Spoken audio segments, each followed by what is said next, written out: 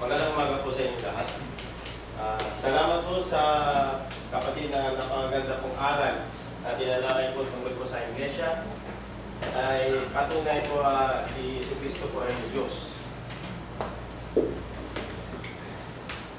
Dapat naman po tayo dito po sa pag-alaala sa kamatayan po ni pagkabuhay ng Panginoong Yesu Kristo. Babasahin po mga ilang talata po dito. Dito po sa 1 Corinthians chapter 11 verse 23 hanggang 29. Ito po ang nasulat at sinasabi, sapagkat tinatanggap ko sa Panginoon ang ibinibigay ko naman sa inyo na ang Panginoong Jesus nang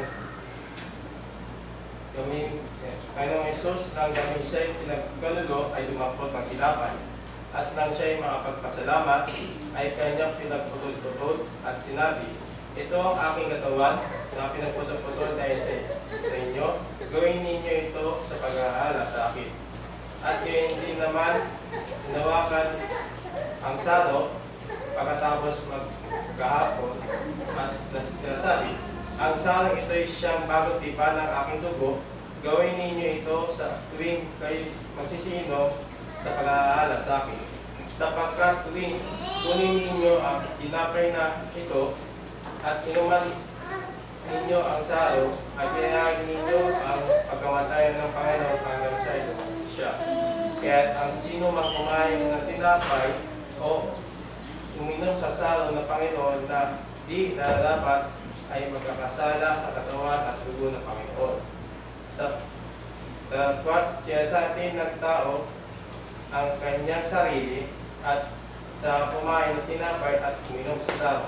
Sapagkat ang kumain at uminom ay kumakain at uminom ng hatol sa kanyang sarili kung di niya kinikilala ang katawan ng Panginoon.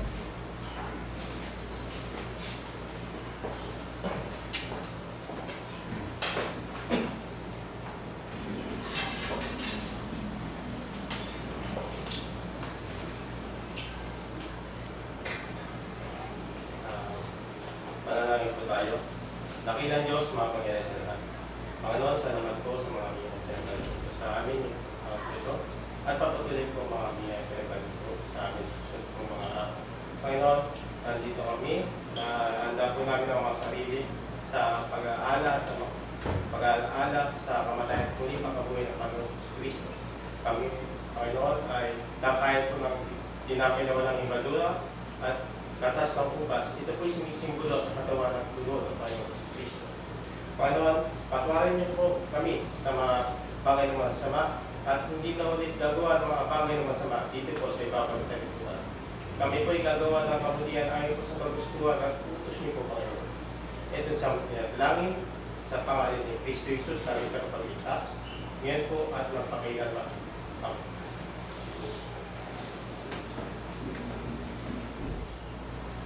Lalaman mo naman po tayo dito po sa mga pangatalan.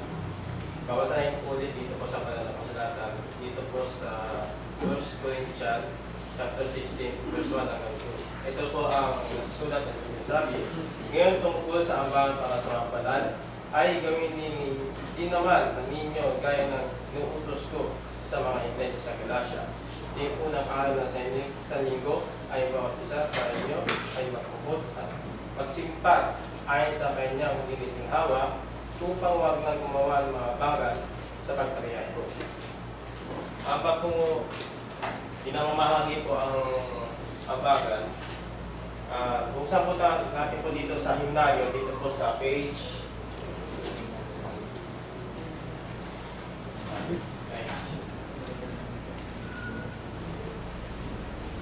71. Bringing the sheets. Kakatay po natin dito po sa una at huling istansa. Sowing in the morning. Ready? Sing. Sowing in the morning, sowing seeds of kindness, sowing in the noontime, in the new beginning, waiting for the harvest, in the time of reaping, we shall come rejoicing, bringing in the ships, bringing in the ships, bringing in the ships. We shall come rejoicing, bringing in the ships, bringing in the ships, bringing in the ships.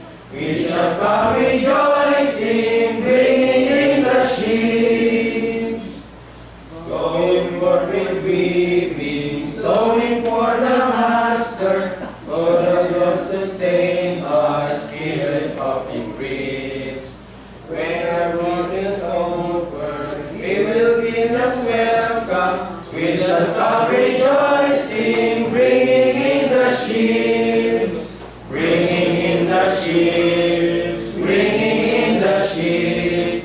We shall come rejoicing, bringing in the ships, bringing in the ships, bringing in the ships. We shall come rejoicing, bringing in the ships.